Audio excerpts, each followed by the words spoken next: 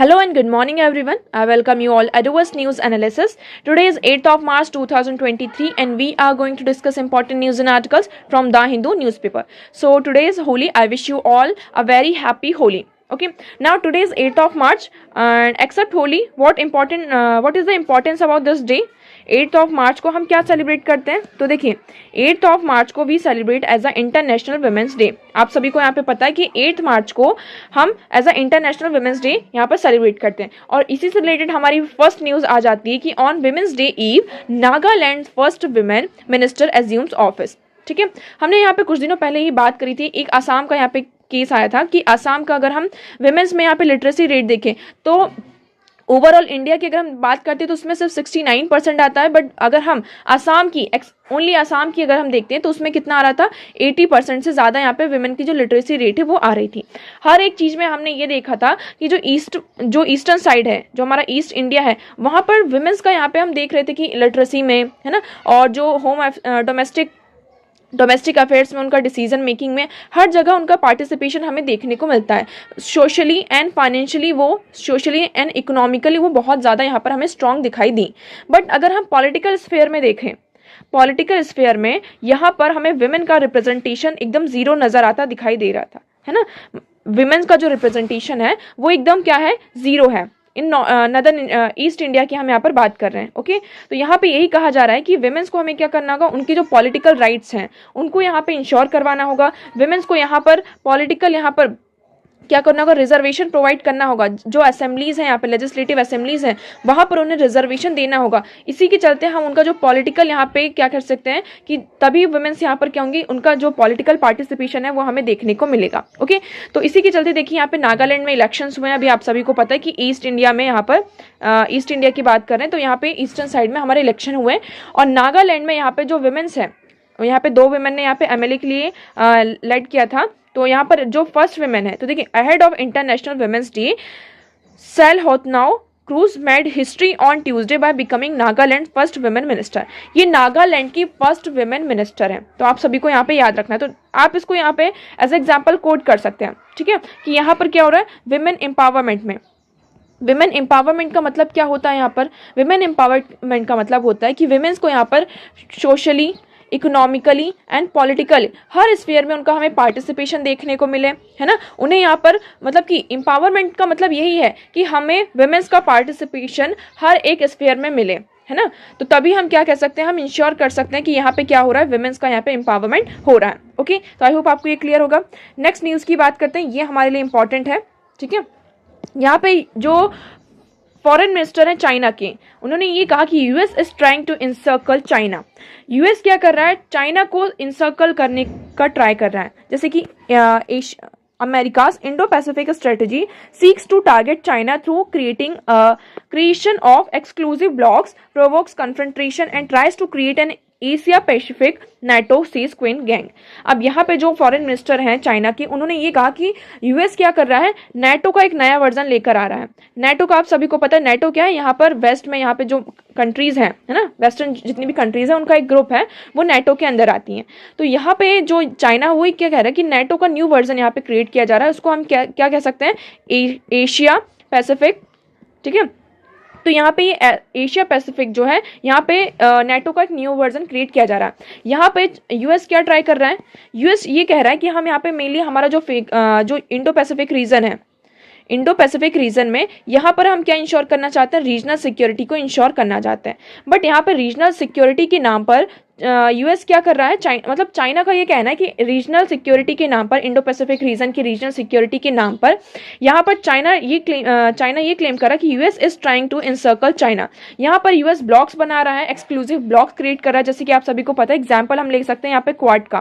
Quad में यहाँ पे क्या है, यहाँ पे क्वाड में अगर हम देखें तो ऑस्ट्रेलिया, जापान, ओके, तो Australia, Japan, India and US. तो देखिए जो हम बात करते हैं, ऑस्ट्रेलिया यहाँ पे हमारा ऑस्ट्रेलियन कॉन्टिनेंट, जापान और इंडिया, ये हमारे क्या है, यहाँ पर देखिए यूएस क्या कर रहा है, एशिया के साथ यहाँ पर अपने कॉन्टेक्ट बना रहा है, ब्लॉक्स क्रिएट कर रहा है। किसको, यहाँ पर मेनली हमारा फोकस क्या है कि जो हमारी इंडो पैसिफिक रीजन है उसको यहाँ पे रीजनल सिक्योरिटी प्रोवाइड करने के लिए।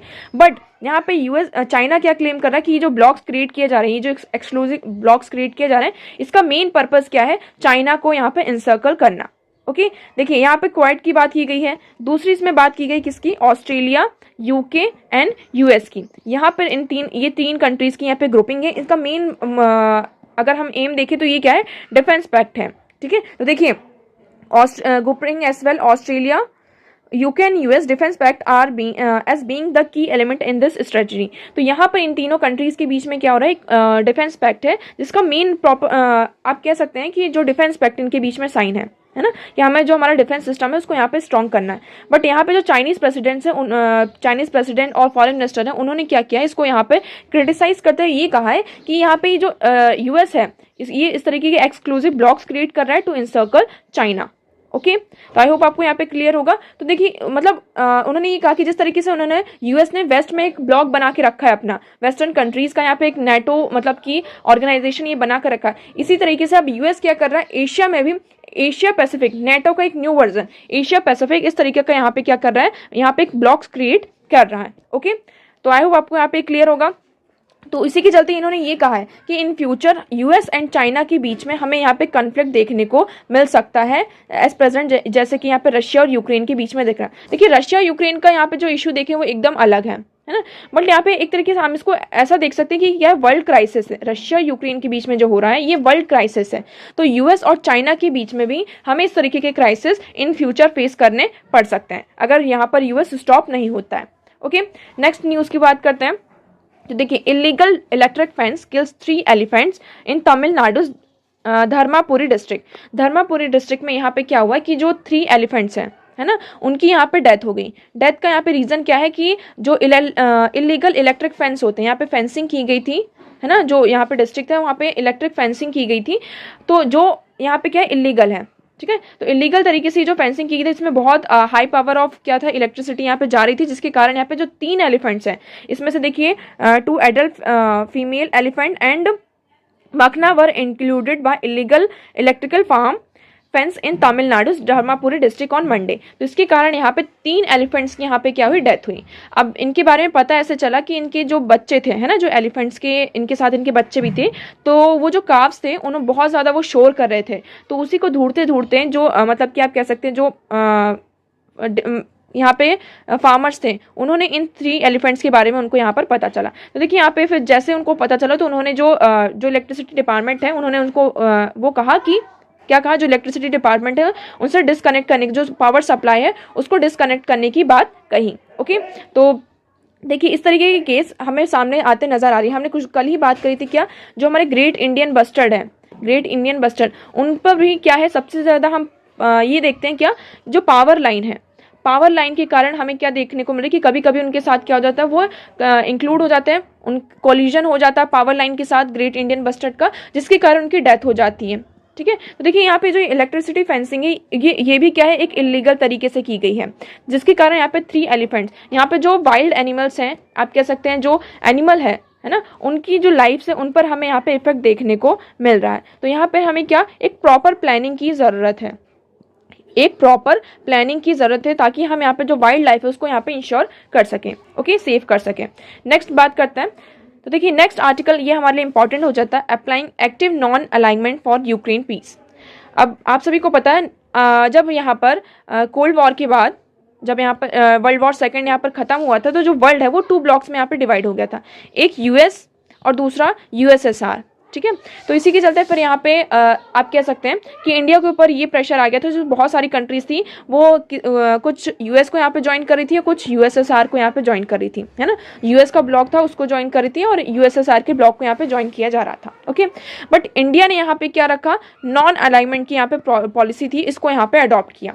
नॉन अलाइनमेंट का मतलब क्या था कि हम यहाँ पर क्या रहेंगे, इंडिपेंडेंट रहेंगे, हम किसी भी ब्लॉक को यहाँ पर ज्वाइन नहीं करेंगे। इसी के चलते हमारे जो रिलेशन था वो यूएसएसआर और यूएस के साथ, दोनों के साथ कैसे रहे, अच्छे तरीके से मेंटेन रहे। ओके, अब ये तो हमने बात कर ली क्या, वर्ल्ड वॉर सेकेंड के बाद जो हमारी कंडीशन थी उसके बारे में ना। अब यहाँ पर क्या हो रहा है कि हम बात कर रहे हैं किसकी, रशिया और यूक्रेन वॉर की। रशिया और यूक्रेन में अगर हम वॉर चल रहा है उसके बारे में देखें तो जो हमारा वर्ल्ड है वो एक तरीके से आप कह सकते हैं 2 तरीके के ग्रुप में यहाँ पे डिवाइड हो चुका है। यहाँ पे वेस्ट को देखें वेस्ट को आप देखेंगे तो वो पूरी तरीके से सपोर्ट कर रहे हैं किसका, यूक्रेन का। यूएस को हम देखें, इसमें एग्जांपल लेते हैं यूएस, जितनी भी यहाँ पे नेटो कंट्रीज हैं, है ना, यूएस हो गया, जर्मनी, यहाँ पे देखिए जर्मनी और यूएस यहाँ पे कितना ज़्यादा सपोर्ट कर रहे हैं हर एक तरीके से, यहाँ पे फाइनेंस से, आर्म एंड एम्यूनिशंस के मामले में हर एक तरीके से यहाँ पे क्या किया जा रहा है, यूक्रेन को सपोर्ट किया जा रहा है। ओके, अब हम बात करते हैं किसकी, ग्लोबल साउथ कंट्रीज़ की। ग्लोबल साउथ कंट्रीज़ की अगर हम बात करें, और देखिए चाइना तो पूरी तरीके से आप कह सकते हैं किसके सपोर्ट में, रशिया के सपोर्ट में, इसमें तो कोई वो नहीं। अब इंडिया के लिए यहाँ पर एक डायलेमा बना हुआ है। इंडिया के लिए क्या है, यहाँ पर एक डायलेमा क्रिएट है कि वो किसका सपोर्ट करे, यहाँ पर ये जो वॉर है इसका सपोर्ट करे या फिर ये जो रशिया है, रशिया का सपोर्ट करे। क्यों? क्योंकि रशिया जो है हमारा यहाँ पे बहुत ही अच्छा, आप कह सकते हैं हमारे जो पार्टनर रहा है ना, यहाँ पर जो हमारा एक हिस्टोरिकल पार्टनरशिप रही है रशिया के साथ, उसको हम यहाँ पर नहीं भुला सकते हैं कि टाइम टू टाइम पर रशिया ने हमारी कैसे यहाँ पे हेल्प करी है। चाहे यूएनएससी में जब चाइना ने कश्मीर का इशू उठाया हो, या फिर किसी भी पीओके का कोई भी इशू है, किसी भी रिलेटेड से यहाँ पे इशूज़ है, रशिया ने हमेशा हमारी यहाँ पे क्या की है, हेल्प की है। ठीक है, और इंडिया ये भी नहीं चाहता कि ये जो कन्फ्लिक्ट चल रहा है, अभी जो यूक्रेन रशिया कॉन्फ्लिक्ट चल रहा है, ये यहाँ पर कंटिन्यू हो। क्यों? क्योंकि इससे क्या होता है, यहाँ पर ह्यूमैनिटेरियन लॉस हो रहा है बहुत ज़्यादा, यहाँ पे वर्ल्ड क्राइसिस हमें यहाँ पे फेस करने को पड़ रहा है, फूड इनसिक्योरिटी आ रही है। और हम यहाँ पे बात करते हैं किसकी, इंडिया किसकी बात करता है, पीस एंड सिक्योरिटी की हम बात करते हैं। तो हमारे मेन जो ऑब्जेक्टिव है वो क्या है, पीस को यहाँ पे स्टैब्लिश करना। ठीक है, अब हम ये तो इंडिया का हमने यहाँ पे देख लिया कि इंडिया के पास यहाँ पे डायलेमा है। अब इस आर्टिकल में मेनली बात की गई किसकी, ग्लोबल साउथ की। यहाँ पे ये देखा गया, अभी यहाँ पे एक कॉन्फ्रेंस हुआ था, मुनचिन सिक्योरिटी कॉन्फ्रेंस। तो इस कॉन्फ्रेंस में यहाँ पे नेटो ऑर्गेनाइजेशन ने ये कहा कि the NATO was the reluctance of the global south to align itself with G7 on the war in Ukraine. यहाँ पे ग्लोबल साउथ, देखिए आप सभी को पता है कि ग्लोबल साउथ भी जो रशिया यूक्रेन कॉन्फ्लिक्ट इस टाइम पर हो रहा है, उसके कारण इसकी जो आप कह सकते हैं कि रिजल्ट्स हैं, है ना, जो इसके इफेक्ट्स हैं वो ग्लोबल साउथ को भी फेस करने पड़ रहे हैं। बट यहाँ पे ग्लोबल साउथ हमें रिलेक्टेड नहीं दिख रहा है ना, हमें यहाँ पे रिलेक्टेड नहीं दिख रहा कि वो जो रशिया के ऊपर यहाँ पे जो सैंक्शंस लगाए जा रहे हैं, ठीक है, रशिया के ऊपर जो सैंक्शंस लगाए जा रहे हैं, तो वो अपने आप को यहाँ पे इस वेस्ट के साथ यहाँ पे अलाइन नहीं कर पा रहे हैं, है ना। जो मतलब कि ये कहा जा रहा है कि ग्लोबल साउथ जो कंट्रीज हैं उनको यहाँ पे दो उनको they are facing challenges due to this Russia Ukraine crisis, but they are not reluctant to join, मतलब they are not reluctant to align with West to condemn Russia, है ना, मतलब कि रशिया को कंडेम करने के लिए they are not aligned with West, है ना। जितनी भी G7 कंट्रीज़ हैं, G7 कंट्रीज़ ने यहाँ पे क्या किया है, जो रशिया के ऊपर यहाँ पे बहुत सारे सैंक्शंस लगाए, बट हम स्टिल देख रहे हैं कि जितनी भी यहाँ पे एशियन कंट्रीज़ हैं वो क्या कर रही हैं, रशिया के साथ ही जो सैंक्शंस लगे हुए हैं उसको यहाँ पर नहीं मान रही हैं, उनके साथ कंटिन्यूसली आप देख रहे हैं कि यहाँ पे ट्रेड किए जा रहे हैं। हम इंडिया का एग्जाम्पल लेते हैं, है ना, इंडिया के साथ देखिए, इंडिया यहाँ पे रशिया के साथ जो ऑयल है उसको यहाँ पे परचेस कर रहा है, डिफेंस यहाँ पे जो हमारे रशिया के साथ हैं उनको यहाँ पे परचेस किया जा रहा है। हम यहाँ पे वेरियस यहाँ पे क्या हो रहा है, जो हमारे ट्रेड है अभी भी क्या हो रहे हैं, रशिया के साथ यहाँ पर कंटिन्यू है। तो इसमें यही कंसर्न जताएगा कि देखिए, a very few countries in Asia, Africa and Latin America supported the political and economic sanctions on Russia imposed by G7। तो यहाँ पे ये कहा कि हम एशिया की बात करते हैं, Asia, Africa and Latin America, तो इसमें से कुछ ही जो कंट्रीज हैं उन्होंने क्या किया है, जो रशिया के ऊपर सैंक्शंस इम्पोज किए गए हैं उसको यहाँ पर माना है। अदरवाइज सारी जो कंट्रीज हैं, बहुत सारी कंट्रीज ने इनके अगेंस्ट में, रशिया के अगेंस्ट में जो सैंक्शंस लगाए गए उसको यहाँ पर एक्सेप्ट नहीं किया है। Okay, and the north Atlantic meeting and their inability to rally the rest of the world to wage global war against Russia is why our not developing nations are more like us, why they do not share our concern with future of the rule based international order। तो यहाँ पर जो ये waste countries है, NATO's हैं, ये question उठा रही हैं कि जितनी भी ये डेवलपिंग कंट्रीज है वो हमारे साथ क्यों नहीं आ रही हैं। ये फ्यूचर में जो हमारा मेन कंसर्न है किसका, जो रूल बेस्ड इंटरनेशनल ऑर्डर की हम बात करते हैं, तो इसमें वो हमारे साथ यहाँ पर अलाइन नहीं हो रही है ना। ठीक है, तो देखिए इसमें, अब देखिए ये नेक्स्ट इसमें बात की किसकी, right side and history of active non alignment. अब यहाँ पे एक्टिव नॉन अलाइनमेंट की बात की गई। एक्टिव नॉन अलाइनमेंट अगर हम हिस्ट्री देखें तो यहाँ पर क्या है, यूएस और जो हमारी लैटिन अमेरिका है, यहाँ पे लैटिन अमेरिका की बात की गई। जब यहाँ पर रशिया, यूएस और चाइना के बीच की बात आई, है ना, कि लैटिन अमेरिका को इसमें किसमें चूज करना पड़ेगा, यूएस से चूज करना पड़ेगा या फिर लैटिन अमेरिका सॉरी चाइना। तो लैटिन अमेरिका किसके साइड में जाएगा, यूएस के साइड में जाएगा या फिर चाइना के साइड पर जाएगा। तो इसी के चलते यहाँ पर देखिए क्या हुआ था, जो लैटिन अमेरिका है उसने यहाँ पे मिडिल पाथ चुना। यहाँ पर क्या आया हमारा 2019 में जो एक्टिव नॉन अलाइनमेंट है ये क्या हुआ, ओरिजिनेट हुआ और 2020 में ये डेवलप हुआ। तो इसमें यहाँ पे मेनली क्या है, देखिए जब यहाँ पे response US China struggle for primacy in which Latin America was caught in the middle. यहाँ पर यूएस और चाइना के बीच में एक स्ट्रगल चल रहा था प्राइमेसी का, जिसके बीच में यहाँ पे लैटिन अमेरिका फंस गया था। अब इसी के चलते यहाँ पे लैटिन अमेरिका ने फिर क्या किया, जो हमारा एक्टिव नॉन अलाइनमेंट है इसको यहाँ पे, इस अप्रोच को यहाँ पे वो किया, इसको अप्रोच किया। इसी के चलते यहाँ पर लैटिन अमेरिका के ऊपर कोई प्रेशर नहीं पड़ा। अब देखिए लैटिन अमेरिका ने यहाँ पे वॉशिंगटन और बीजिंग के बीच में इसमें जो इंटरेस्ट है उसके बीच में अपने आप को बांटना नहीं पड़ा। ठीक है, अब देखिए ये जो हमारा नॉन अलाइनमेंट मूवमेंट है इसी के चलते यहाँ पे लैटिन अमेरिका के ऊपर एक क्राइसिस आ गया था।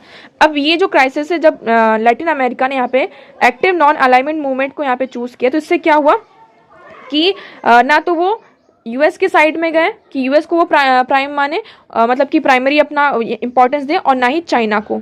ठीक है, तो अब ये यहाँ पे मिडिल पाथ चूज के वो ना तो यूएस के ब्लॉक में है ना ही चाइना के ब्लॉक में है। तो इसी के चलते देखिए उसको किसी चीज़ में लैटिन अमेरिका को यहाँ पे जो गवर्नमेंट है उसको यहाँ पे डिफिकल्टी नहीं हुई। तो देखिए Latin American government had no difficulty in participating 1 week in December 2021 in the China Community of Latin America and Caribbean States। तो यहाँ पे China community of Latin America and Caribbean states के बीच में यहाँ पे जो कॉन्फ्रेंस हुई थी, तो इसमें ये मिनिस्ट्रियल फोरम था, ठीक है, मैक्सिको सिटी में। तो इसमें यहाँ पे बात करी गई थी, तो इसमें पार्टिसिपेट करने में कोई डिफिकल्टी नहीं है। और यहाँ पे एक समिट हुआ था वॉशिंगटन डीसी में, तो यहाँ पे उनको कोऑर्डिनेट करने में जितनी भी डेमोक्रेटिक कंट्रीज थी वो सारी आई थी, तो इसमें भी उनको पार्टिसिपेट करने में कोई प्रॉब्लम नहीं हुई। क्यों? क्योंकि यहाँ पर किसको यहाँ पे अप्रोच किया गया, एक्टिव नॉन अलाइनमेंट मूवमेंट को। अब देखिए यहाँ पे ये बात की जा रही कि हम यहाँ पे जो यूक्रेन क्राइसिस है, इंडिया की बात की जा रही कि यूक्रेन क्राइसिस को हम यहाँ पे सपोर्ट क्यों नहीं कर रहे हैं, है ना, हमें यूक्रेन को यहाँ पर एक्टिवली आके सपोर्ट करना चाहिए। बट यहाँ पर देखिए हमारे जो नेशनल इंटरेस्ट हैं उनको भी यहाँ पर देखना है। इसी के चलते देखिए जो हमारे एक्सटर्नल अफेयर मिनिस्टर हैं एस जयशंकर, उन्होंने एक बात कही कि Europe has to grow out of its mindset that Europe's problem are the world's problem but the world's problem are not Europe problem. तो देखिए ये लाइन बहुत ही अच्छी है, आप इसको यहाँ पे किसी भी जगह पर कोट कर सकते हैं, इसको आप लिख सकते हैं कि यूरोप का एक माइंडसेट बना हुआ है ना। यूरोप की अगर हम बात करें तो यूरोप में एक माइंडसेट ये बना हुआ है कि यूरोप की जो भी अगर प्रॉब्लम होती है, यूरोप के साथ कोई भी प्रॉब्लम होती है तो वो वर्ल्ड प्रॉब्लम है। बट वर्ल्ड में अगर कोई दूसरी प्रॉब्लम होती है तो यूरोप उसको अपनी प्रॉब्लम कंसिडर नहीं करता है। जैसे कि हम यहाँ पे रशिया और यूक्रेन क्राइसिस की बात कर रहे हैं, तो यहाँ पे यूक्रेन है, यूरोप जो है पूरा यूक्रेन का यहाँ पे सपोर्ट कर रहा है।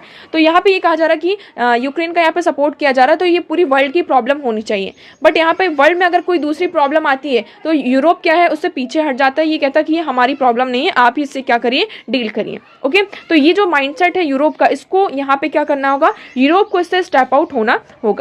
ओके, अगर हम यहाँ पे देखें इंडिया को क्या डिफिकल्टी आ रही है, इंडिया को डिफिकल्टी आ रही है बैलेंस करने में। ठीक है, तो इसी के चलते हम यहाँ पे क्या लेकर आए हैं, किसके बीच में बात हो रही है कि एक्टिव नॉन अलाइनमेंट मूवमेंट की यहाँ पे क्या करी जा रही है, फिर से बात की जा रही है कि अब देखिए यहाँ पर हमारा मेन फोकस ये नहीं होना चाहिए कि नॉन अलाइनमेंट का मतलब ये नहीं कि आप अपने आप को इन दोनों चीज़ों से क्या कर लीजिए, पूरी तरीके से अलग कर लीजिए। हमारा अब ये फोकस नहीं होना चाहिए। इंडिया के पास देखिए तो इंडिया इस टाइम पे क्या कर रहा है, इंडिया के पास इस टाइम पर G20 की प्रेसिडेंसी है ना। इंडिया क्या कर रहा है, जो SCO समिट है उसको यहाँ पे इस साल यहाँ पे होस्ट करने जा रहा है, इंडिया में ही होस्ट होगी। यहाँ पे जो ब्रिक्स जैसे ऑर्गेनाइजेशंस हैं, है ना, ये जो ब्रिक्स जैसे ग्रुप्स हैं, इनको यहाँ पे और ज़्यादा फॉरवर्ड लेकर आना होगा, ताकि जितने भी हमारे यहाँ पे जो न्यू साउथ एशियन कंट्रीज़ यहाँ पे इमर्ज हो रही हैं, न्यू कंट्रीज़ के यहाँ पे जो प्रॉब्लम्स है उसकी पोटेंशियल है, हम उसको यहाँ पर सामने लेकर आ सकें और यहाँ पर एक मीडिएट सॉल्यूशन लेकर आएँ, है ना। यहाँ पे हम एक्टिव नॉन अलाइनमेंट का मूवमेंट, एक्टिव नॉन अलाइनमेंट का मतलब ये नहीं कि आप पूरी तरीके से अब क्या हो जाइए, मतलब कि अलग हो जाइए। पहले नॉन अलाइनमेंट का मतलब ये था कि आप किसी भी ग्रुप को यहाँ पे ज्वाइन नहीं कर रहे हैं, बट ये जो एक्टिव नॉन अलाइनमेंट है इसका मतलब ये नहीं कि आप पूरी तरीके से उस प्रॉब्लम से ही दूर हट जाएं। आप यहाँ पर क्या करिए, मीडिएट, यहाँ पे सॉल्यूशन लेकर आइए। क्या करिए आप यहाँ पर सॉल्यूशन लेकर आए कि किस तरीके से ये जो क्राइसिस हो रही है इसको आप यहाँ पर इसको सॉल्व कर सकते हैं। ठीक है, इस क्राइसिस को हम किस तरीके से सॉल्व कर सकते हैं, यहाँ पर हमें एक पीसफुल तरीका जो है उसको लेकर आना होगा, ताकि ये जो रशिया यूक्रेन जो क्राइसिस है इसको यहाँ पर हम रोक सकें। ओके, तो आई होप आपको ये आर्टिकल क्लियर होगा। नेक्स्ट हम आर्टिकल की बात करते हैं। देखिए ये नेक्स्ट आर्टिकल है होम एंड अवे। तो इसमें जो माइग्रेंट वर्कर के साथ यहाँ पर क्या हो रहा है, माइग्रेंट वर्कर्स क्या है, एक इंटीग्रल पार्ट है हमारी कम्युनिटी का। हर एक स्टेट में आप सभी हमने इस न्यूज़ की बात करी थी कि फ्यू फेक यहाँ पे रूमर यहाँ पे कह सकते हैं फेक न्यूज़, और जो माइग्रेंट वर्कर्स थे उनके कारण यहाँ पे फेक न्यूज़ और एक क्लिप भी यहाँ पे पब्लिश की गई थी, जिसमें ये था कि जो लोकल ट्रेन थी, लोकल ट्रेन में जो तमिलनाडु के यहाँ पे रेसिडेंट यहाँ पे थे, उन्होंने क्या किया, जो माइग्रेंट वर्कर्स थे, बिहार के जो माइग्रेंट वर्कर्स थे, उनके साथ वो मिसबिहेव कर रहे थे। तो ये यहाँ पे एक छोटी सी क्लिप को यहाँ पे बहुत ज़्यादा वायरल कर दिया गया। और हमें यहाँ पे क्या देखने को मिला, जो बिहार रेलवे स्टेशन है वहाँ पे बहुत सारे, तमिलनाडु की जो रेलवे स्टेशन है वहाँ पे बहुत सारे जो माइग्रेंट वर्कर्स हैं वो हमें दिखाई दिए। जब उनसे रीज़न पूछा गया तो मेन रीज़न उन्होंने यही बताया कि they are going home for the Holi festival, है ना, होली फेस्टिवल को सेलिब्रेट करने के लिए they are going back to their home town. Okay, but इसी के चलते इसको ना थोड़ा और ज़्यादा क्या कर दिया, नमक मिर्च लगा के, कहते हैं ना नमक मिर्च लगा के इसको एक साथ कर दिया। इसका ये कर दिया कि जो माइग्रेंट वर्कर्स हैं इनके साथ, मतलब कि जो स्टेट है, तमिलनाडु स्टेट है, उनके साथ यहाँ पे मिसबिहेव हो रहा, उनको यहाँ पे सिक्योरिटी प्रोवाइड नहीं की जा रही है, जिसके कारण वो क्या हो रहे हैं, जो अपने होम टाउन है वो यहाँ पर रिटर्न हो रहे हैं। इसी के चलते यहाँ पे जो तमिलनाडु की गवर्नमेंट है और बिहार की भी यहाँ पे जो गवर्नमेंट है, उन्होंने यहाँ पे पूरी इन्वेस्टिगेशन करी। ओके, तो इससे यहाँ पे पता चला ऐसा कुछ भी नहीं है। ठीक है, यहाँ पे इन्वेस्टिगेशन वगैरह सारी चीज़ें करिए। अब इसमें मैंने ये कहा गया कि देखिए, अगर हम तमिलनाडु की बात करते हैं, तमिलनाडु में ये कहा कि migrant community overseas 85 of the work in big projects and 70% in medium scale projects. Tamil Nadu में अगर हम माइग्रेंट कम्युनिटी की बात करते हैं तो जितने भी यहाँ पर जो बिग प्रोजेक्ट्स हैं उसमें से 85% में, बिग प्रोजेक्ट्स में माइग्रेंट वर्कर्स इंक्लूड हैं, और 70% जो मीडियम स्केल्स प्रोजेक्ट है उसमें माइग्रेंट वर्कर्स इंक्लूड हैं। जैसे कि हम यहाँ पे इंपॉर्टेंट फैक्ट्रीज की बात करते हैं, manufacturing, textile, construction and hospitality, तो इन सारी जगह पर सबसे ज़्यादा कौन है, माइग्रेंट वर्कर्स हैं। उन्हीं के कारण आप कह सकते हैं जो स्टेट इकॉनमी है, स्टेट की जो जीडीपी है उसको, उसकी ग्रोथ में सबसे ज़्यादा उनकी जो डेवलपमेंट होती है स्टेट की, अगर किसी भी स्टेट के यहाँ पे डेवलपमेंट की बात की जाए तो सबसे ज़्यादा इंपॉर्टेंट रोल कौन प्ले करता है, यहाँ पर माइग्रेंट वर्कर्स प्ले करते हैं। ठीक है, तो यहाँ पर इसी के चलते हमें क्या इंश्योर करना होगा, गवर्नमेंट को ये इंश्योर करना होगा उनकी सेफ्टी का, है ना, उनकी सिक्योरिटी का, सेफ्टी सिक्योरिटी, वेजेस उनको टाइम पर मिले, फाइनेंशियली वो क्या हो, यहाँ पर स्ट्रांग हो, तभी वो क्या कर पाएंगे, अपनी फैमिली को भी सपोर्ट कर पाएंगे, और आपकी जो स्टेट इकॉनमी है, स्टेट डेवलपमेंट में जो यहाँ पर रूल्स है उसमें यहाँ पर क्या कर पाएंगे, वो अपना पार्टिसिपेशन यहाँ पर दे पाएंगे। अगर हम तमिलनाडु की बात करें तो यहाँ पर 2015 का सर्वे आया, उसमें से ये बताएगा कि 11.5 लाख क्या है, माइग्रेंट वर्कर्स हैं स्टेट में, है ना। तमिलनाडु में 11.5 लाख यहाँ पर क्या है, माइग्रेंट वर्कर्स हैं। तो यहाँ पर स्टेट को क्या करना होगा, स्टेट को, इवन जो हम बात करते हैं सेंट्रल गवर्नमेंट को, माइग्रेंट वर्कर बहुत ही इंपॉर्टेंट रोल प्ले करते हैं। ठीक है, अब तो इसलिए यहाँ पर हमें एक उनके लिए कैसी जो वेलफेयर, जितनी भी यहाँ पे वेलफेयर पॉलिसीज आए तो हमको यहाँ पे माइग्रेंट वर्कर्स को ध्यान में रखते हुए आनी चाहिए। जैसे देखिए, माइग्रेंट वर्कर्स को बहुत सारी प्रॉब्लम फेस करनी पड़ती है। फॉर एग्जांपल, पहले तो जॉब सिक्योरिटी यहाँ पर नहीं होती, जॉब सेफ्टी एंड सिक्योरिटी की प्रॉब्लम। अब जैसे ये माइग्रेंट वर्कर्स हैं तो कई बार क्या होता है, जो लोकलाइट्स होते हैं वो इनके साथ बहुत भी बुरी तरीके से मिसबिहेव करते हैं, है ना, बहुत बुरी तरीके से मिसबिहेव करते हैं, तो ये सबसे बड़ी प्रॉब्लम हो जाती है। तीसरी प्रॉब्लम ये होती है कि जो इनकी वोटिंग राइट्स हैं, आप सभी को पता है कि देखिए वो किस स्टेट से हैं, मान लीजिए यहाँ पर फॉर एग्जाम्पल ये बिहार से हैं, बिहार से वो कहाँ गए, तमिलनाडु में। अब वो इलेक्शन हो रहे हैं तो इसको क्या करना पड़ता है, इनको बिहार में फिर जाना पड़ता है वापस और वोट देने के लिए। ठीक है, तो कई बार क्या होता है, जो माइग्रेंट वर्कर्स होते हैं वो इतना ज़्यादा कौन सफ़र करे, है ना, फाइनेंस भी उनको इतना ज़्यादा, उनको वेजेस भी नहीं होते, इनके पास सैलरीज भी नहीं होती, को वो पूरा जो अपना उनका जो पैसा उनको अभी काम से मिला है वो यहाँ पे ट्रैवलिंग में उसको क्या कर दें, खर्च कर दें। इसीलिए यहाँ पे जो हमारा इलेक्शन कमीशन है, हम यहाँ पे क्या लेकर आ रहे हैं, रिमोट वोटिंग मशीन की बात की गई है ना, आरवीएम की यहाँ पे बात की गई कि जो माइग्रेंट वर्कर्स हैं उनको यहाँ पे वोट करने में क्या हो, प्रॉब्लम ना हो। ओके, नेक्स्ट यहाँ पे हम बात करते हैं कि जैसे कि फूड सिक्योरिटी भी क्या करना, प्रोवाइड की गई। पहले यहाँ पे क्या था, स्टेट वाइज क्या थे, राशन कार्ड थे, आप जिस स्टेट से मतलब कि बिलोंग करते हैं उसी स्टेट में वो राशन कार्ड चलता था, तो इसको हमने हटाकर क्या कर दिया, 1 नेशन 1 राशन कार्ड। ठीक है, ये स्कीम लेकर आए। तो इसका मेन पर्पस यही है कि मतलब कि जो यहाँ पर फूड सप्लाई हो, जो फूड ग्रेन्स का यहाँ पे सप्लाई होता है, उन माइग्रेंट वर्कर्स को यहाँ पे वो उससे यहाँ पर वंचित ना रह जाए। ठीक है, इसलिए यहाँ पे 1 नेशन 1 राशन कार्ड को लेकर आया गया। तो गवर्नमेंट को यहाँ पे क्या करना होगा, देखिए, the government can also institute a fresh and comprehensive study of migrant worker and help in their integration with the local community to make them feel at home. तो यहाँ पर गवर्नमेंट को क्या करना होगा कि यहाँ पे एक माइग्रेंट वर्कर्स है उन पर एक कॉम्प्रिहेंसिव स्टडी करना होगा और उनको यहाँ पर इंटीग्रेट करना होगा किसके साथ, लोकल कम्युनिटी के साथ, ताकि वो भी क्या कर सके, उनको अपना घर जैसा ही लगे। वो दूसरे स्टेट से आए हैं, आपको यहाँ पे देखना होगा, बट उनको जो ये स्टेट है वो घर जैसा ही लगे, इसलिए यहाँ पे ये सारी चीज़ें इंश्योर करनी होंगी। ओके, नेक्स्ट हम बात करते हैं। नेक्स्ट आर्टिकल है हमारा the importance of women lead digital solution. Okay, अब यहाँ पर देखिए क्या हुआ है कि आज क्या है, 8 मार्च है, इंटरनेशनल वुमेन्स डे है। The theme of international women's day 2023 is digitall. यहाँ पर 2023 की अगर हम थीम देखें इंटरनेशनल वुमेन्स डे की, तो क्या है, डिजी ऑल। तो आपको यहाँ पे याद रखना है digi all innovation and technology for gender equality. यहाँ पर हम क्या है, हम क्या लेकर आ रहे हैं, innovation and technology for gender equality, ये हमारी थीम हो गई। ठीक है, तो आपको ये थीम याद रखना, आपसे ये थीम पूछा जा सकता है। तो digi all innovation and technology for gender equality. अब इसमें क्या है कि देखिए हमारी जो वर्ल्ड है वो डिजिटल, यहाँ पर डिजिटली क्या हो रहा है, डिजिटल टेक्नोलॉजी जो है बहुत फास्टर यहाँ पे ग्रो हो रही है, बहुत ही तेजी से क्या हो रही है इसमें डिजिटल इकोनॉमी में, मतलब डिजिटल जो टेक्नोलॉजी इसमें ग्रोथ हमें देखने को मिल रही है after specially after the post pandemic की बात सबसे ज़्यादा हमें क्या देखने को मिला, यहाँ पे डिजिटलाइजेशन देखने को मिला। बट यहाँ पे चैलेंजेस क्या आ रहे हैं, सबसे बड़ा जो चैलेंज है इस टाइम पे क्या है, वो जेंडर इनइक्वालिटी।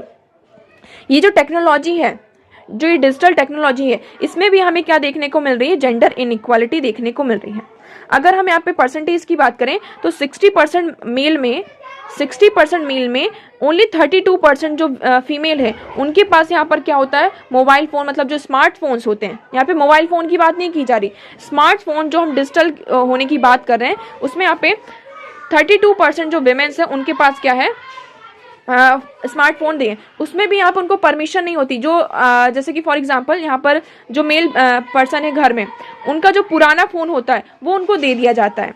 ठीक है, उनका जो पुराना फ़ोन होता है वो यहाँ पर फीमेल को दे दिया जाता है। और यहाँ पे अगर कोई भी फीमेल है, अगर उसे फ़ोन चाहिए, स्मार्टफोन चाहिए, कुछ भी, तो सबसे पहले उनको क्या करना पड़ता है, जो घर में जो मेल पर्सन होता है उससे यहाँ पे परमिशन लेनी पड़ती है। ठीक है, तो देखिए सबसे बड़ी प्रॉब्लम तो पहले ये आ गई। दूसरा, यहाँ पे जो वुमेन्स हैं वो यहाँ पे डिजिटली क्या होनी चाहती है, यहाँ पे जो जितनी भी डिजिटल स्किल्स होती हैं, अगर किसी भी वुमेन के पास हम कह देते हैं उनके पास फ़ोन है भी, स्मार्टफोन है भी, बट उसको यूज़ कैसे करते हैं, दे डोंट नो, है ना, मतलब कि उनको फ़ोन कैसे यूज़ किया जाता है उनको उसके बारे में कुछ नहीं पता होता है। इसी के चलते यहाँ पे ट्रेनिंग प्रोग्राम्स, ये सारी चीज़ें लाई गई हैं, जिसमें यहाँ पे क्या किया जा रहा है, उनको डिजिटली लिटरेट किया जाएगा। ठीक है, इवन फूड सिक्योरिटी, अब देखिए फूड सिक्योरिटी और डिजिटल लिटरेसी को इसको किस तरीके से यहाँ पर लिंक किया गया। तो देखिए unleashing women's economic power help to lift million out of poverty and food insecurity. अब देखिए पहले यहाँ पे न्यूट्रिशन एंड एम्पावरमेंट की बात करते हैं। The case in point in introduction of digital training and mobile tablet for the cook come helpers who drive PM पोषण 90% ऑफ देम आर वुमेन। अब देखिए यहाँ पे पीएम पोषण की एक ट्रेनिंग चल रही है, इसमें मेनली क्या किया जा रहा है, विमेन्स को डिजिटली ट्रेनिंग और मोबाइल टैबलेट्स इसका किस तरीके से यूज़ करना है इसके बारे में सिखाया जा रहा है, बताया जा रहा है। ठीक है, तो इसमें मेनली ये है कि विमेन्स को जो ये पीएम पोषण है, एक ड्राइव चलाई गई है, पीएम पोषण में ड्राइव चलाई गई, जितने भी यहाँ पे कुक कम हेल्पर्स हैं, इस ड्राइव में उनको डिजिटली ट्रेन किया जाएगा, मोबाइल टैबलेट्स, ये सारी चीज़ों के बारे में बताया जाएगा। ठीक है, अब इसमें से 90% जो है वो क्या है, विमेन्स हैं। अब ये क्या करेंगी, जितने भी यहाँ पे मिलियंस ऑफ स्कूल चिल्ड्रंस हैं, यहाँ पे पीएम पोषण में क्या है, ये एक स्कीम है, कोई स्कूल जो चिल्ड्रंस हैं उनको यहाँ पर क्या करना है, जो मिड डे मील हमारी स्कीम है, तो इसमें न्यूट्रिशन को किस तरीके से, मतलब आप कह सकते हैं न्यूट्रिशन पूरा होना चाहिए, इन सारी चीज़ों को यहाँ पे इंश्योर करना है। तो इसी के चलते यहाँ पे देखिए, जब उनके पास क्या होगा, पूरा नॉलेज होगा, न्यूट्रिशन बेस यहाँ पे नॉलेज होगा, सारी चीज़ों के बारे में उनके पास यहाँ पे क्या होगा, नॉलेज होगा, तभी वो क्या कर पाएंगे, उस चीज़ को यहाँ पे अप्लाई कर पाएंगी, है ना। तो यहाँ पे जो पीएम पोषण है, इस ऐप में उनको न्यूट्रिशन से रिलेटेड सारी चीज़ें प्रोवाइड की जाएंगी, ताकि वो क्या कर सकेंगे, उसका यूज़ कर सकेंगी मिड डे जो मील स्कीम है इसके उसमें।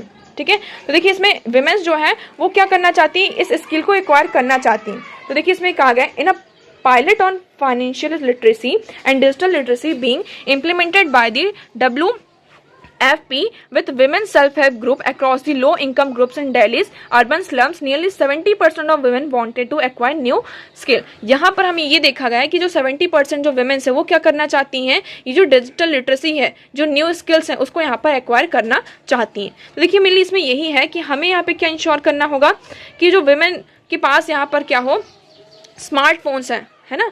स्मार्टफोन्स तो हैं बट इसका यूज़ क्या है, डिजिटल लिटरेसी, जो ये डिजिटल टेक्नोलॉजी है इसको यहाँ पे उनको डिजिटल लिटरेसी यहाँ पे प्रोवाइड करनी होगी. तभी हम क्या कर सकते हैं, जो हमारी जितनी भी यहाँ पर इनोवेशंस हैं, हम यहाँ पे जो न्यूट्रिशन के लिए यहाँ पे इनोवेशंस लेकर आ रहे हैं, स्कीम्स लेकर आ रहे हैं, इसमें क्योंकि सबसे ज़्यादा अगर हम देखें तो किसका पार्टिसिपेशन होता है, विमेंस का होता है. तो विमेंस को अगर हम यहाँ पे डिजिटली क्या करेंगे, लिटरेट करेंगे, तो ये जो हमारी स्कीम्स है इसमें हमें यहाँ पे क्या देखने को मिलेगा, एक राइज देखने को मिलेगा. ओके, तो आई होप आपको ये आर्टिकल क्लियर होगा. तो इसमें मैंने ये कहा कि women can harness digital tools for improving nutrition scheme and initiative while also using them to create economic opportunity to ensure long term food and nutritional security. तो women क्या कर सकती हैं, जो ये न्यूट्रिशन स्कीम्स हैं, जो इनिशिएटिव्स लाए गए हैं, इनको यहाँ पे यूज़ कर सकती हैं, है ना. इसमें एक टूल बन सकती हैं, इसको यहाँ पर इकोनॉमिक अपॉर्चुनिटी को, सिक्योरिटी को यहाँ पे इंश्योर करने में. ओके, तो आई होप आपको ये आर्टिकल क्लियर होगा. नेक्स्ट हम बात करते हैं. Next article is heat in India set to get verse.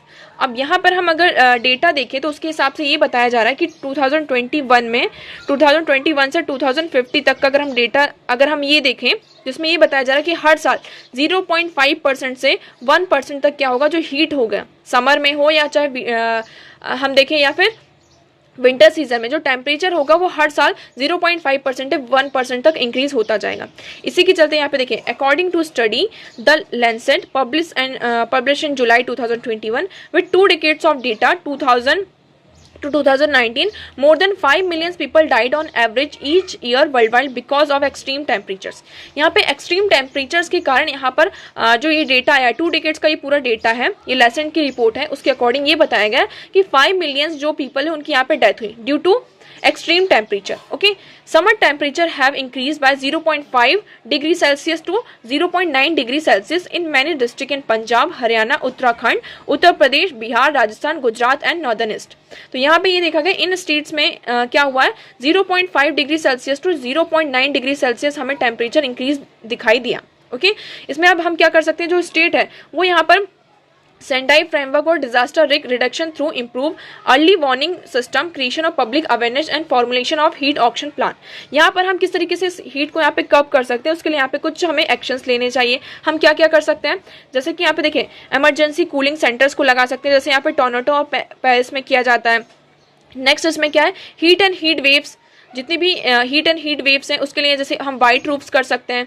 Los Angeles green roof top, मतलब जो हमारी छत है उसको हम यहाँ पे क्या करें, वाइट कलर के पेंट से क्या कर दें, यहाँ पर पेंट कर दें, वाइट पेंट कर दें. तो वाइट कलर क्या होता है, हीट को कम एब्जॉर्ब करता है. इससे क्या होगा, हम जो हीट है उससे यहाँ पर बच सकते हैं. यहाँ पे या फिर क्या कर सकते हैं, यहाँ पर रूफ टॉप से जो हमारे वहाँ पर आप बहुत सारे प्लांट्स लगा दीजिए. Okay, green corridor, shading towers. तो इस तरीके के हम यहाँ पे क्या कर सकते हैं, एक्शंस ले सकते हैं, जिससे कि हम जो टेम्परेचर है, जो एक्सट्रीम हीट है, उससे यहाँ पर हम बच सकते हैं. ओके, तो आई होप आपको ये क्लियर होगा. नेक्स्ट आर्टिकल है, how did the treaty on high seas come through. अब यहाँ पर हाई सीज की बात की गई है. ठीक है, तो यहाँ पर अभी ड्राफ्ट है, हमारे यूनाइटेड नेशन में अभी ड्राफ्ट ये गया है. तो इसमें क्या कहा कि Last week, the UN member state agreed on historic treaty for protecting marine life in the international water that lies outside the jurisdiction of any countries. अब देखिए यहाँ पर जैसे हम सी की बात करते हैं, ओशन हो गया, इसमें यहाँ पे 12 नॉटिकल माइल्स तक हमें पता है कि मतलब कि कंट्री जितनी भी कंट्रीज होती हैं उनका यहाँ पर क्या होता है, ज्यूरिडिक्शन होता है. बट यहाँ पे कुछ जो एरियाज है वहाँ पर क्या होता है, कंट्रीज का ज्यूरिडिक्शन नहीं होता. तो वहाँ की जो मैरीन इकोसिस्टम है उसको यहाँ पर हम कैसे सेव कर सकते हैं, तो उसके लिए यहाँ पे यूनाइटेड नेशन में क्या है, एक ट्रीटी लाई गई है. तो इसमें यहाँ पे क्या है, जो मेंबर स्टेट है वहां पे वो इस ट्रीटी पर एग्री हुए हैं. तो ये क्या है, UN during the internal governmental conference on marine biodiversity of area beyond national jurisdiction where negotiations were underway to pass 2 weeks. Okay, अब व्हाट इज हाई सी, इसके बारे में हम देखते हैं. अब आपसे यहाँ पे क्वेश्चन पूछे जाएंगे, ये हमारे सारे प्रीलिम बेस्ड फैक्ट है, आपको यहाँ पे याद रखना है. ओके, तो what is high sea, part of the sea that are not included in the territorial water on the और the internal water of a country are known as high seas. मतलब वो वाटर जो किसी भी country के jurisdiction में नहीं आता है ना, वो वाटर जो किसी भी कंट्री के ज्यूरिडिक्शन में नहीं आता है उसको हम क्या कहते हैं, हाई सी। ठीक है, क्या कहते हैं, high sea. According to 1958 Geneva convention on high sea, no country is responsible for the management and production of resources on the high sea. अब यहाँ पे जो हमारा 1958 का जेनेवा कन्वेंशन है उसके तहत ये है कि जो हाई सी है इसके मैनेजमेंट के लिए और इसके जो रिसोर्सेज है उसके प्रोटेक्शन के लिए कोई भी कंट्री रिस्पॉन्सिबल नहीं होगी। अगर हम हाई सी की इंपॉर्टेंस देखें, हाई सी की इंपॉर्टेंस की अगर हम बात करते हैं तो मोर देन 60% ऑफ वर्ल्ड का जो ओशन है वो कहाँ अकाउंट होता है, हाई सी में होता है। मतलब वर्ल्ड का 60% जो एरिया है ओशन का वो कहाँ है, हाई सी में है। यहाँ पे 2.7 लाख जो हमें यहाँ पे जितने हम स्पीशीज़ हैं, मैराइन स्पीशीज़ के बारे में देखें जिनके बारे में हम जानते हैं, तो यहाँ पे 2.7 लाख स्पीशीज़ पाई जाती हैं। और जो अभी यहाँ पे अननोन है जिसके बारे में हमें नहीं पता है ना, तो वो भी बहुत सारे यहाँ पे स्पीशीज़ जो है जो अनडिस्कवर्ड है उनके बारे में भी हमें पता करना है। ठीक है, अगर हम पूरे अर्थ का देखें तो अर्थ का हाफ ऑफ दी जो आप कह सकते हैं सरफेस है वो किससे यहाँ पे कवर है, हाई सी से यहाँ पर कवर है। ठीक है, अब यहाँ पे मेनली जो हाई सी की हमने यहाँ पे इंपॉर्टेंस देख ली कि 60% ऑफ वर्ल्ड का जो ओशन है वो कहाँ किसके अंडर आता है, जो हाई सी के अंदर आता है। ओके, अब इसमें जो हम मेनली प्रॉब्लम ये आ रही है कि जो अल नीनो है इसके सबसे ज़्यादा यहाँ पे इफेक्ट हमें देखने को मिलते हैं कहाँ, हाई सी में, जिसके कारण यहाँ पे जो बहुत सारी स्पीशीज़ होती हैं, मैराइन स्पीशीज़ होती हैं, थाउजेंड्स ऑफ स्पीशीज़ यहाँ पर ये कहा जा रहा है कि मतलब कि 2100 तक 21वीं जो 22वीं शताब्दी हमारी आएगी तब तक यहाँ पे हमें क्या एक्सटिंक्ट होती नजर आएंगी। ठीक है, तो मेनली यहाँ पे इश्यूज क्या है, जो हमारा ये एसिडिफिकेशन हो रहा है और अल नीनो, इसकी वजह से यहाँ पर सबसे ज़्यादा इनको प्रॉब्लम फेस करनी पड़ रही है। इवन जो हमारे एंथ्रोपोजेनिक प्रेशर्स हैं, एंथ्रोपोजेनिक प्रेशर्स में जैसे कि हम बात करते हैं यहाँ पे सी बेड माइनिंग होती है, noise pollution, chemical spills and fire, disposal of untreated waste including antibiotics, over fishing, introduction of invasion species and coastal pollution. इन सारी चीज़ों के कारण क्या है, जो हमारा हाई सी में इकोसिस्टम है वो यहाँ पर क्या हो रहा है, डिस्ट्रॉय हो रहा है। ठीक है, अब इसके लिए यहाँ पे प्रोसेस भी आया था 1982 में, यहाँ पे हमने convention on the law of sea इसको यहाँ पे अडॉप्ट किया था। बट मेनली इसमें मेन फोकस क्या था कि जो कंट्रीज हैं, है ना, कंट्रीज में मतलब जितना एरिया सी में जितना एरिया कंट्रीज के कंट्रोल में आता है तो उसके बारे में यहाँ पे बात की गई थी, आप उसका प्रोटेक्शन कैसे करेंगे। बट इसमें यहाँ पे जो हाई सी है इसके बारे में यहाँ पे बात नहीं की गई थी, तो इसी के चलते यहाँ पे यूएन में एक कन्वेंशन आया है। ठीक है, जिसमें हम यहाँ पे क्या करेंगे, मेनली जो हाई सी एरियाज हैं, हाई सी ट्रीटी, यहाँ पे जो ड्राफ्ट था इसको यहाँ पे अब एग्री किया गया। अभी ये ड्राफ्ट ही है, अभी यहाँ पे पूरा एक्ट बनकर नहीं आया है, कन्वेंशन बनकर नहीं आया है, बट इसको यहाँ पे इस पर एग्री किया है कंट्रीज ने कि हम इसको लेकर आएंगे। हमें क्योंकि यहाँ पे जो हाई सी है, यहाँ का जो इकोसिस्टम है उसको यहाँ पे प्रोटेक्ट करना है। ओके, तो आई होप आपको यहाँ पे क्लियर होगा। नेक्स्ट हम आर्टिकल की बात करते हैं। तो नेक्स्ट आर्टिकल है, India sending 20,000 tons of wheat to Afghanistan via Chabahar. तो जवार पोर्ट है, इसके थ्रू इंडिया क्या कर रहा है, 20,000 टन्स ऑफ वीट किसको यहाँ पे सेंड किया जा रहा है, अफगानिस्तान को। ठीक है, तो देखिए यहाँ पे क्या हुआ कि India will send the next consignment of seed as a aid to Afghanistan under the Taliban regime via Chabahar port, external affair minister on set. तो तालिबान रिजीम के अंदर, है ना, अफगानिस्तान में यहाँ पे क्या किया जा रहा है, 20,000 टन ऑफ वीट को यहाँ पे सेंड किया जाएगा विया छबार पोर्ट। अब देखिए इसमें हमारे लिए यहाँ पे क्या है, to address current humanitarian situation in India, India side announced that its partnership with WNFPB, UN World Food Program, for the delivery of 20,000 ton of wheat to Afghan people through Chabahar port. अब देखिए India क्या है, किसमें partnership करके रखा है, UN world food programme में, जिसमें मेन हमारा फोकस क्या है कि हमें क्या करना है, ये फूड प्रोग्राम है जिसमें हम यहाँ पे जो अपने तरफ से कितना ज़्यादा फूड इसको मतलब कि जो भी यहाँ पे कोई भी कंट्री है जहाँ पर ह्यूमैनिटेरियन सिचुएशन यहाँ पर अच्छी नहीं हो तो वहाँ पे क्या करते हैं, हम यहाँ पे फूड को सप्लाई करते हैं। ठीक है, तो इसी के चलते यहाँ पे हमारा क्या था, अफगानिस्तान को हम यहाँ पे 20,000 टन वीट यहाँ पे प्रोवाइड किया जाएगा थ्रू छबार पोर्ट। अभी किसमें हमारे लिए क्या इंपॉर्टेंट है, छबार पोर्ट। छबार पोर्ट के बारे में देख लें क्या ये, देखिए ये इंडिया है और यहाँ से ये पोर्ट क्रिएट किया गया कहाँ तक, ये ईरान से, फिर ये पूरा कहाँ जाता है, अफगानिस्तान में जाता है। ठीक है, ऐसा क्यों किया गया था, क्योंकि पाकिस्तान ने अपने लैंड, अपने एयर टेरिटरी से और लैंड टेरिटरी से एयर का जो भी ट्रांसपोर्टेशन था, इंडिया का जितना भी मतलब ट्रांसपोर्टेशन था, उसको यहाँ पे रोक लगा दी थी। इसके कारण यहाँ पे छबार पोर्ट लगा। ये कितने किलोमीटर है, 72 kilometre distance between the Chabahar port and Gwadar port. Gwadar port से इतना है। इसके बारे में देखें, the port of Chabahar is located in south east Iran in the Gulf of Oman. कहाँ पर है ये? गल्फ ऑफ ओमन में, ये यहाँ पर है, ठीक है, ईरान में। It is the only Iranian port with direct access to ocean. ये ऐसा एक ईरानियन पोर्ट है जिसका डायरेक्ट एक्सेस किससे होता है? ओशन से होता है। It is located in Sistan Baluchistan province of energy rich Iran southern coast. Chabahar port is considered as a gateway to golden opportunity for trade by India, Iran and Afghanistan with Central Asia। तो जितने भी central Asian countries है, तो छबार port के through ही क्या होता है, India क्या करता है यहाँ पर ट्रेड यहाँ पर करता है। तो ये एक क्या है? गोल्डन अपॉर्चुनिटी है। देखिए सिग्निफिकेंस की बात करें तो सिग्निफिकेंस क्या है? No other international port seen the level of involvement and enthusiasm from as Chabahar as India. तो देखिए यहाँ पे इंडिया के लिए क्यों इंपॉर्टेंट हो जाता है? क्यों? क्योंकि यहाँ पे बीच में पाकिस्तान हो जाता है, और जिसके कारण यहाँ पे जो सेंट्रल एशिया है और अफगानिस्तान के साथ जो हमारे यहाँ पे ट्रेड है उसमें यहाँ पे रोक लग रही है। रोक लग रही मतलब उनके साथ कोई मतलब एक कनेक्टिविटी नहीं है, इसलिए हमारे लिए जबार पोर्ट यहाँ पे इंपॉर्टेंट हो जाता है, ठीक है। नेक्स्ट हम बात करते हैं, तो यहाँ पे क्या है? At present Pakistan does not allow India to transport its territory to Afghanistan. अब यहाँ पे प्रेजेंट की बात करें तो पाकिस्तान अलाउ नहीं करता इंडिया को ट्रांसपोर्ट के लिए अपनी टेरिटरी से अफगानिस्तान तक के लिए, इसलिए छबार पोर्ट क्या हो जाता है? हमारे लिए इंपॉर्टेंट हो जाता है, ठीक है। It will make way for India to bypass Pakistan in transporting goods to Afghanistan using sea land route. अब ये क्या करेगा? पाकिस्तान को बाईपास करेगा, है ना, क्योंकि हमें यहाँ पे क्या करना है?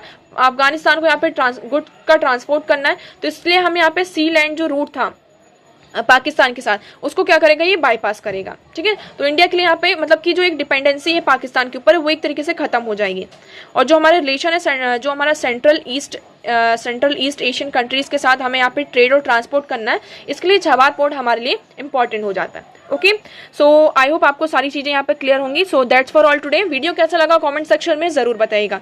For PDF join Telegram channel Eduverse news analysis, वहाँ पर आपको सारी पीडीएफ मिल जाएंगी। सो आज के लिए इतना ही। Thank you so much for discussion.